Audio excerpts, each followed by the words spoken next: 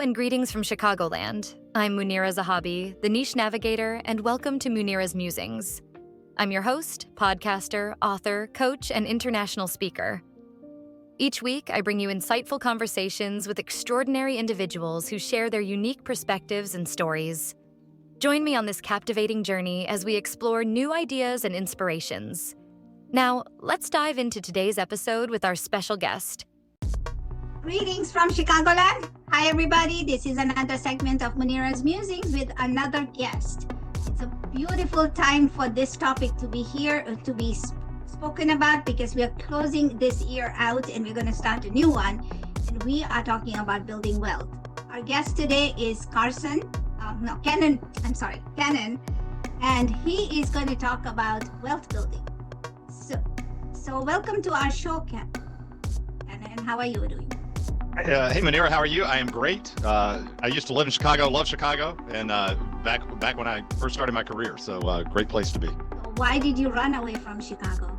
Well, I more just ran too, right? So I left Chicago after college, started my first job there, and then went to business school in New York City at Columbia Business School, and went into the Wall Street world as my official start in the financial career. So I went to, not away from. So before we start asking questions and getting into this, so ladies and gentlemen, we bring you these segments because we want to share with you what other people's journeys to their niche is. Also, we're also encouraging people to think about all the people who have been on our show and what strategies they've shared. So go ahead, grab your notebooks, let's talk about this. So you said you went to, now there's a Wall Street in Atlanta? No, so this is in New York, so I went to Wall Street in New York City, yeah. Okay, so that's where the hub is. How is this world? When you went into it, did you know what you were getting into?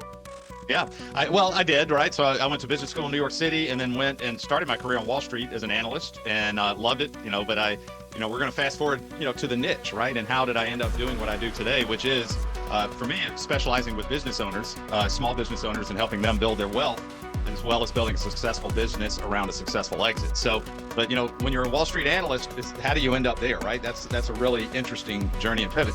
And when I was on Wall Street, I worked with large businesses, covering the stocks of big companies in the telecom and media space, and I loved it. And I went toe to toe with some of the best CFOs and investors in the world. But at some point I was like, I'm a commentator in the booth as an analyst. I want to be a player on the field as a business owner and as an investment guy, right? Making decisions for, people like you and me, as opposed to, just working, up in the booth and making commentaries about the place. So I actually ended up buying into and becoming the second largest shareholder of an investment firm in Atlanta. And I said, hey, this is business ownership, right? And for the first decade, it was great, right? But then, as business owners always know, there's some disruption, some surprise that always throws you for a loop, right? And then you really learn what it's like to be a business owner, and you build your practice. And from there, I developed our methodology around helping business owners build their wealth. Because, as a business owner, you have unique needs, and building wealth has that extra challenge because you're building a business too. Love that space, and that's really how I got focused on the niche that I have. Okay, so how long all this took you to get into this niche? Well, so it probably, all in probably took 20 years, right? And so I bring a lot of experience to the table, which helps, right? I think, to really give guidance to business owners, you've got to have been in the game for a while. All right, so what is wealth building? Let's start from the basic. When you say wealth building, what does that mean? Well, so wealth building means building strategically, and it's more than just like a cash reserve account, to cover your bills. I mean, you're building a strategic asset for the long term, and that asset are financial investments. Some of them public, some of them private, and it's ultimately going to be the way you live when you walk away from either, your employer or your own business, right? And we'll get into business ownership in particular in just a moment, but those assets are how you're going to retire from what you do. And unless you're going to work forever, those financial investments are ultimately what you will live off of. So that's what building wealth is. It's building independence so that you can do those things you love with the people you love on terms that are good for you. Why is this important for young people? We learn when we start a job in corporate, we have to learn that we have to start putting away money in our 401ks and all of that good stuff. Now, looking at another side when you are a business owner, why is this important and how do you do that? Is there a 401k for businesses? Oh, sure. Yeah, there are 401k plans, and there are other different kind of plans too, which we can get into. But yes, there are broadly, tax deferred ways of saving money. And there are other strategies too, but it's very important for business owners, but it's a little different when you're a business owner, because when you're building your business, you're investing in it as well. So what normally you might put into a 401k plan, you're actually putting into the business, right? So you as a business owner, you're building wealth, but that wealth is in your business, right? And it's not something you can spend day to day unless you pull money out. So that's the challenge, right? If you're investing in your business to grow it, that ties your money up, and you're not building, at least at first, those financial assets. And the challenge is, how do you ultimately pull money out of that business? Right. So let's start talking about building wealth in the sense of putting money in a piggy bank, right? Now, as a business owner myself, I don't have business wealth. And I'm sure some of my listeners don't have that either. So when do you start and how do you start? Well, when you say you don't have business wealth, do you mean your business does not have a value that someone will buy from you at some point, right? Is that what you mean? No, something that is set aside for, that too, but set aside that I can use on a rainy day. That's it, right? So there's the challenge, right? And I call it, let's say, there's that Hollywood entrepreneur who sits in their parents' basement and has no anything they have to spend on except for, whatever they need to eat.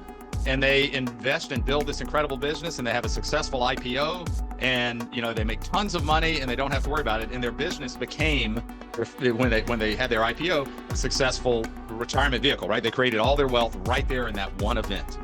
But for most business owners, like yourself, right, like me, we're not that Hollywood entrepreneur. We don't have that, that business that gives us that successful IPO that makes a ton of famous money. We don't have it.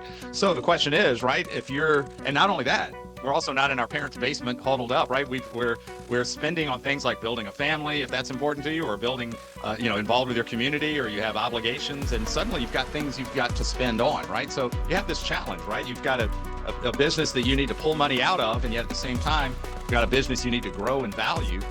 How do you build that piggy bank, right? If you're not that Hollywood entrepreneur. So you have to be deliberate about it. And I've developed a system that we use on our team called the 3 R's, right? And I'll tell you about it. But the whole idea is basically, how do you invest in your business and grow it, and at the same time pull money out so you can spend on things, and you can manage surprises that knock you on your feet, that you still get through and still grow your business. So I call mine the 3 R's, and I can tell you when you're ready, how that works. Go ahead, let us know. Yeah. Curious minds want to know. Yeah, exactly. Well, and so it's all designed around a deliberate plan to help you build a successful business, and also build what I call financial independence from your business, even before you sell it, right? Because if you sell it successfully, great. But if it's going to be hard to sell, or it's an indefinite date, you can't wait forever for it. So I call it the 3 R's. And the whole principle is, for every dollar your business generates, you have 3 choices with that dollar. You can reinvest it back into the business to help grow its value for the long term. You can reward yourself, which is you take a paycheck or a distribution. Or the 3rd R is you repurpose it. You reinvest it, you invest it in a diversified financial instrument away from your business, right? So the 3 R's: reinvest, reward yourself, or repurpose to a diversified source of wealth. All 3 of those are very important, because reinvesting means you're growing your business toward a future value. Rewarding is letting you live your lifestyle. And repurposing is that piggy bank you're talking about. And it's more than just, that rainy day fund to handle emergency expenses. It's a strategic asset that will grow over time, that gives you options to continue to fund your life, to do those things that you want to do. And if your business ever has a surprise, you actually have some money to put back into it. But you're not totally dependent on the success of your business. And then ultimately, when you do sell successfully, or transition, sell means a lot of different things. Exit means a lot of different things. But the whole idea is, when you exit, you kind of complete the picture of what your full wealth is. But you've been building it along the way, in that strategic piggy bank that you're talking about, so that you can manage your life and live your life, and you're not totally hijacked by your business. So most entrepreneurs have no clue, or maybe some of them do, but we don't have a clue. I'm going to go with the fact that we don't have a clue. But then they've gone into corporate, they've left corporate, they've started their own business, and they don't know how to spent on this financial foundation, if you will, how then do they start? And we said if we were taught this 20 years ago, we would have been in a good financial standing.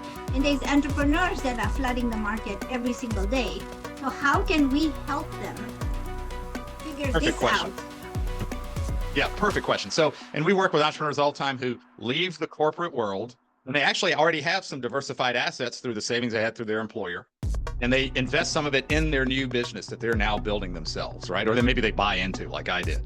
And so they take some of that money they've saved and put it into the business. So now you're right. Now many entrepreneurs are flying blind. In fact, they go into not survival mode necessarily, but they're doing the day-to-day business, responding to things, winning customers, paying that next bill, and they're not looking that long term. So to answer your question, the first thing you need to do is be able to step back from all the busy noise of the business, spend a little time thinking about what does my exit look like? That's the first question I like to ask. How are you going to leave your business? Because you're going to leave your business whether you like it or not at some point, right? And you don't want to be surprised by that. And you want to start thinking about, 5 years, 10 years, 20 years. What does my exit look like? What's important to me in that? That's the first question. The second question is, how much is enough for me to walk away from the business? Because if you do walk away from the business, that means you don't have a paycheck anymore. So how much is enough for you to do that? And you do the math on that and you start figuring out, all right, so what is that? I call it the North Star. It's like, what do I need to live away from the business? And then you look and say, what is my business worth today? And that'll give you a gap. And you start to understand, all right, so I need to grow my business to that point. And then I've got my own diversified assets away from the business already. So that's part of it. And that's why when I exit my business, it completes the picture of going ahead and taking what's intangible wealth and making it tangible through the journey of me as a business owner. So, that gap is so important because now when my 3R framework, you can say, all right, so now I see the gap in value I need to grow my business to. Now I'm going to be reinvesting from every dollar I get from the business. I know I'm going to reinvest to grow that business to achieve certain things. But I'm going to reward myself in some way. But I also know at some point I need to strategically repurpose money from the business even before I exit so that I have options and freedom along the way. So that's the whole idea there. But go back to your question. Yeah, I need to think about exit and I need to be thinking how much is enough way in advance. Okay, so we said exit. Now, most of my listeners are entrepreneurs where they are coaching and they're authors and, just starting out their business. When you'll start thinking, how do I exit when I've just started, right? So when you say exit, do you mean, what exactly do you mean by exit? So exit means a lot of different things. I like the word transition better. But to answer your question, when you're just starting a business, you're kind of in survival mode. And I think you want a vague idea of exit, but it's almost too early to be too specific. But once you get beyond survival mode, and by the way, entrepreneurs don't necessarily recognize that transition that easily, right? They're constantly in survival mode. But there's times when your business speaks to you that actually says, you have a product market or a service market fit that works. You know what your revenue model is. You're now paying bills with a cadence. You're not in survival mode anymore. Go ahead and admit it. You've got a business. And now the question is, what do you want to do with it? And that's when it's really good to start thinking way in advance about what transition looks like. And I like the word transition better than exit because exit means I'm out. But there are many ways to think about leaving your business, right? And if we're speaking mainly to coaches and maybe professional experts who have an expertise that they have on, a lot of their business is tied around them. So the question will be, all right, if I really want to grow this business bigger, how do I build a team behind me that actually can take over for me when I walk away? Because if I'm the business and I walk away from the business, there is no business. Do I want that business to live beyond me? And do I build a team? Some people say, yes, I want it to live beyond me. I'm going to build that team. Others say, I'm not as interested in the team. I just like having my expertise. So then their business is harder to sell to somebody. And the question then is, and it becomes really important about that third R, repurposing money away from the business while times are good, because you're probably not going to sell it for a lot of value if you haven't built it beyond yourself. And you really need that strategic asset when you walk away and close your business, right? So your transition there, your exit might be, closing the business, right? So I'll pause and just see where you want to take that. But you can see an example of two ways that exiting and transition means different things. That's awesome because most entrepreneurs, they don't think about repurposing. They think about reinvesting in the Reinvesting. business. That's what we do, right? That's what we do. That's what we do. And I lived it my first decade, right? I mean, like, yes, I'm growing this business, I'm reinvesting, and everything's great until you get punched in the mouth, which is sometimes what I say, which means, yeah, I mean, something happened that disrupts your business, and you have to go through a period where you're not pulling money out as much as you did, or maybe never, right? For the moment. So, I basically had to get my distributions from the business cut in half at a time when I'm, growing a family and all that kind of thing. So, yeah, how do you? And fortunately, I had some means to be some financial assets already set aside. But if you don't have that big, enough set aside in that diversified third R bucket, you're in a world of hurt, right? Do you have to close your business? I mean, it's really a tough time. So it's such an important component to think about. And that's perfect, because the thing is, not everybody thinks about this, and we all we siphon the money back into the business, but we never reward ourselves. Although we've been told by the gurus, go get a massage or go get a cup of coffee if you haven't done that already, or, reward yourself with something. But you don't do that because you don't reward, because you think, oh my God, if I do that, there's going to be less here. So there's that abundance factor that's, we go into the scarcity mode as well. But this is awesome, right? This is wonderful, because you're bringing up points that I never thought about. Now, you've got a lot of books. Are these some of your books that are behind you? They're not my books, but they're books that inspire me and that I share with clients to help them think through, these challenges that we have, right? Because I call it reward for a reason. One, it's one of the 3 R's, right? It's an R. But you do want to, many entrepreneurs in their survival mode, and even when their business is running, they stay in the survival mindset. Rewarding yourself is important, right? Life is a journey and it's a joy as best it can be. So reward yourself, because many entrepreneurs underpay themselves. And here's where it's interesting. When they are thinking about that transition, that exit, and selling to somebody else, if they've underpaid themselves, their profitability is overstated. So they're not going to get as much as they think, right? So you want to ultimately pay yourself a market rate. But anyway, to answer your question, no, these books behind me are not my books. They're books that inspire me, that help business owners build a successful business, or build their own personal joy along the way. Because sometimes being your own business owner can be a lonely process, as you know. Lonely journey, yes, it is.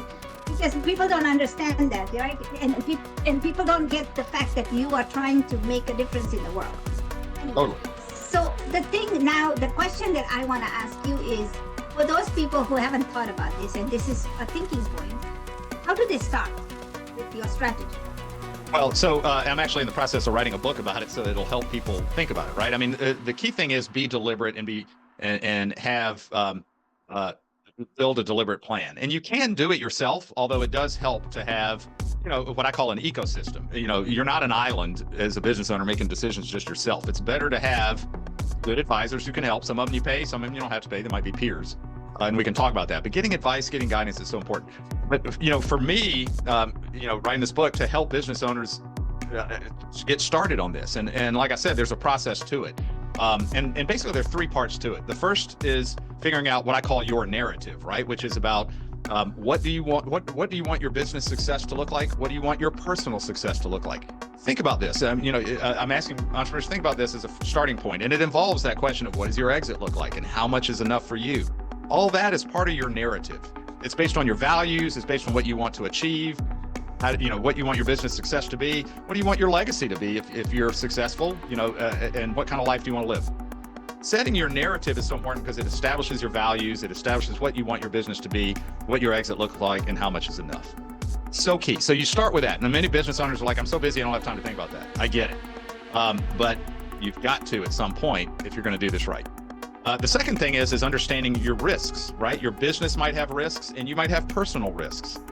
We've got tools to help you figure out those risks, right? But the whole idea is, right, you want to say, all right, I'm worried about 20 things in my business. Well, in reality, how do we prioritize and figure out those 3 or 4 that for any given period you really need to focus on, and understand what your own risk profile is? Because when everything's going great, those risks don't matter. But when things happen in your business that are challenging and disruptive, and your risks with the business and yourself are in conflict, it gets really tough, right? So the second thing is, first is your narrative. And, I ask people to write a 2-page summary after they reflect. And so, you can take a weekend, think through this, write a 2-page summary.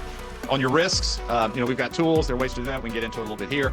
But understand your risks and figure out what you're going to prioritize. And then the third one is the third component of how to think about it now is the 3 R's framework, the way I use it. But in concept, it's really just, how are you going to do your capital allocation to create a strategic financial wealth for you away from the business?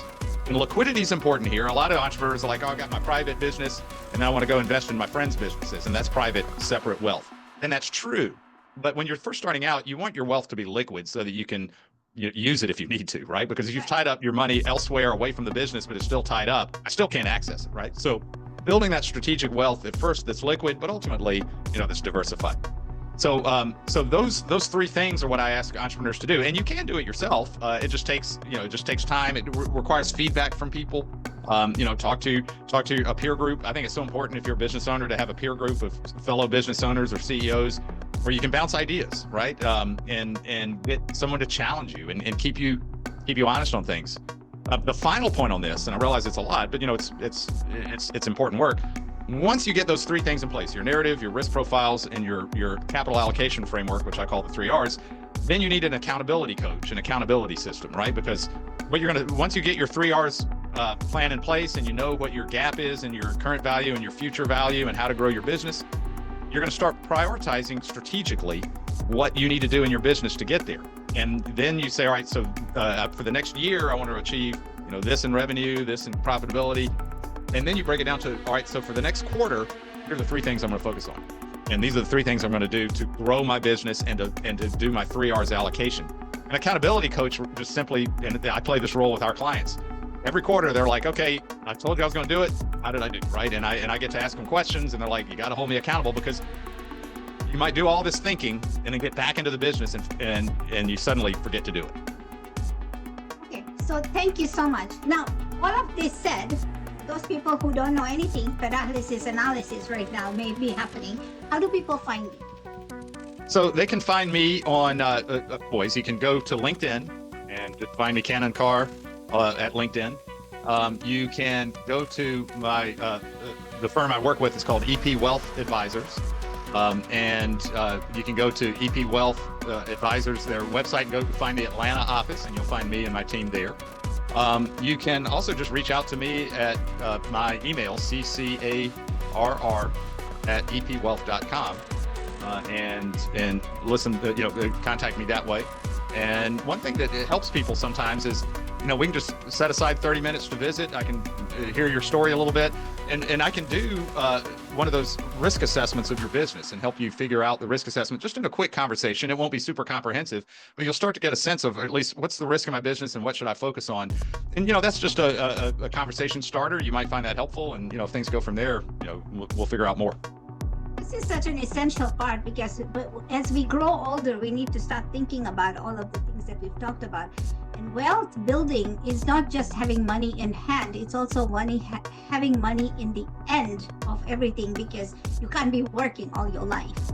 And even though you enjoy it, I know Warren Buffett is so old and he's still working and he enjoys that, but he's got a lot of lucrative wealth, right? We don't. So all of us are not in that position, but we need to start thinking about it. And if you haven't started thinking about it, start, because wealth is an important asset for you and for your business. And you are not just doing this to work. It's a legacy that you want to leave behind. And I want encourage everybody to go ahead and take down this information for Cannon and go ahead and reach out to him. He's available on LinkedIn. That's the best place to go. But make sure that you know what you're talking about. And I think most of the time, and including myself, we don't talk about wealth. Partly, one, it's a taboo. We've been brought up with that. All of these nonsensical things. Don't talk about wealth. Don't share your secrets with everybody, or don't tell everybody how much you're worth. That's one thing. And then the second thing is we don't know what we are doing. And we don't want others to know what we are doing. So in that case, if you guys are in any of those boats, go ahead and reach out to Mr. Carr.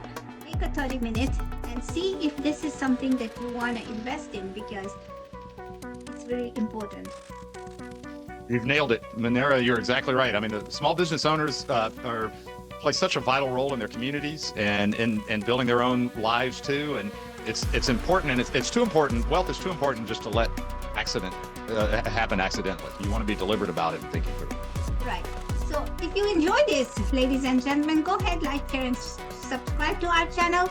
And we'll bring you back another guest next week to talk about something else, a different niche, because this guy is just important about wealth. Look at, the one thing that I noticed, Mr. Carr, is that your face lit up when you started talking about this stuff. And you have to be passionate about this. You understand this industry, which I don't. So then you're the right person to talk to. Now, there are many others like you, but how do you find the one? Well, you start with the first one, and then you go see if there's another one, and you take a second opinion. So, ladies and gentlemen, go ahead, like, share, and subscribe to our channel. We'll see you next week. And thank you so much, Mr. Carr. And we'll talk to you, everybody, next week. Bye, everybody. It's been a pleasure. Bye, everybody. Thank you so much for tuning into this week's episode of the Niche Navigator. We hope you enjoyed the conversation as much as we did. If you found value in today's episode, don't forget to hit that subscribe button and leave us a review. Your support really helps us keep bringing you amazing content. For more updates and behind-the-scenes glimpses, make sure to follow us on Instagram, Facebook, and all our other social platforms. The links are in the description below. We'd love to hear your thoughts and connect with you there. Thanks again for listening, and we'll catch you next week.